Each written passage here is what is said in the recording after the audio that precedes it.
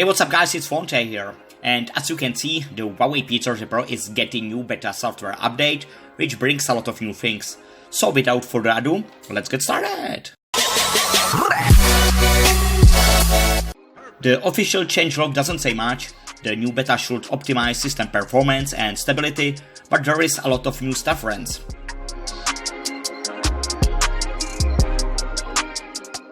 When you go to the settings, you can see that the icons are much smaller now and most of them were simplified. Nice job. I think with the new beta the opening up is different and it's beautiful. The About Phone section is now separate, which is nice and makes sense.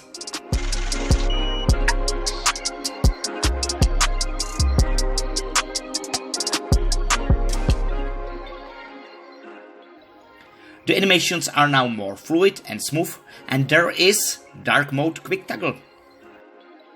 Scrolling speed is faster throughout the whole UI, it feels more smooth and fluid at the same time. Sadly, the always on display functionality is still poor and there is no way to change the clock widgets. The customization options is zero. Overall, Huawei did a very great job with this new beta and I use now the P30 Pro more than even before. So that was a quick look at the new beta, guys. Did you already update your P30 Pro?